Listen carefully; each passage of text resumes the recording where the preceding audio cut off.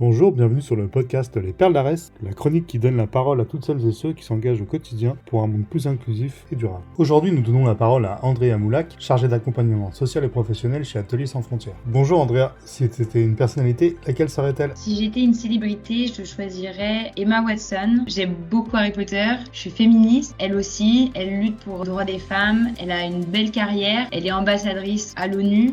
Qui es-tu et peux-tu nous décrire ton parcours ? Je m'appelle Andrea, je travaille au sein d'Ateliers sans frontières, qui est une structure du groupe ARES, depuis 1 an et demi en tant que chargée d'accompagnement social et professionnel. C'est mon premier emploi. Avant, j'étais chargée de projet au sein d'Action contre la faim en alternance et j'organisais des événements sportifs fédérateurs dans les établissements scolaires où j'ai pu sensibiliser des centaines d'élèves âgés de 6 à 18 ans au problème de la sous-nutrition. Quelle est ta mission principale au sein du groupe ARES ? Ma mission principale, c'est d'accompagner des personnes éloignées de l'emploi dans leur démarche sociale, administrative, professionnelle. Et ça passe de la déclaration CAF à l'élaboration du projet professionnel en passant par la création des CV. Avec qui travailles-tu au quotidien ? Je travaille au quotidien avec les chefs d'équipe, essentiellement notre chargé emploi formation, les chargés de relations entreprises aussi et bien évidemment les salariés en parcours. À quoi ressemble ta journée ? Alors mes journées se ressemblent assez d'une semaine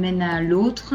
Je dois à peu près voir 3 à 5 personnes par jour, répondre à leurs besoins, travailler avec eux sur les objectifs que l'on se fixe d'un rendez-vous à un autre. Après, je dois retranscrire chaque entretien sur 2 logiciels pour garder une trace écrite. Cet outil va nous permettre aussi de faire des reportings pour les dialogues de gestion, par exemple, pour calculer le temps d'accompagnement. Et je participe aussi à des réunions de travail sur l'amélioration de l'accompagnement, la bonne gestion du pôle social et la création d'outils, toujours dans le but de favoriser l'élaboration du projet professionnel. Quelle est ta plus grande fierté ? Ma plus grande fierté, ce serait d'avoir accompagné plus de 10 personnes vers la sortie depuis 1 an et demi, je dirais 14 personnes. Peux-tu nous raconter ton plus gros coup de pression ? Le plus grand coup de pression, c'est facile, c'est la première fois qu'une personne que j'accompagne n'a pas obtenu son renouvellement de titre de séjour et que du jour au lendemain, tout s'arrête. Ses aides, ses revenus, son travail, son inscription à Pôle emploi et ça pendant une durée indéterminée. Qu'est-ce qui te fait vibrer dans ton poste ? De voir que les choses changent, que les gens changent, que l'accompagnement à l'atelier ou au pôle social a un effet réel sur les salariés en parcours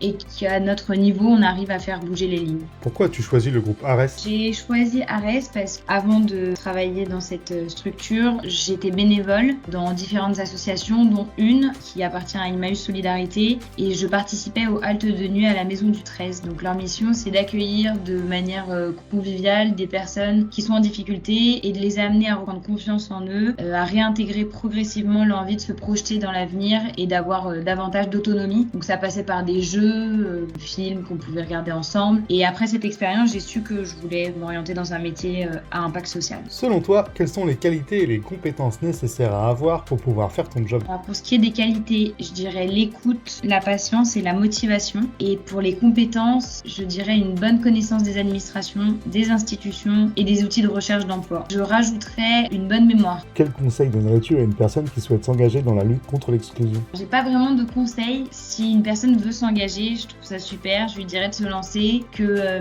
la lutte contre l'exclusion sociale ou professionnelle, tout le monde a sa place. Contribuer à cette solidarité, c'est nécessaire, mais c'est surtout une expérience vraiment enrichissante. Si tu devais choisir un mot pour définir ARES, quel serait-il ? Je dirais l'inclusion, parce que c'est l'antonyme de la discrimination, que c'est la vocation d'ARES dans tous les sens, au sein de la structure, dans nos actions, dans nos projets, dans nos réunions. Donc voilà, l'inclusion. Merci beaucoup Andrea pour ton témoignage dans lequel on perçoit la force de ton engagement. Si vous aussi vous voulez rejoindre le groupe ARES, rendez-vous dès maintenant sur gotaf.fr, la première plateforme audio de recherche d'emploi. Cliquez, écoutez, postulez. Qui veut du taf ? Va sur Gotaf. GOTAF.fr.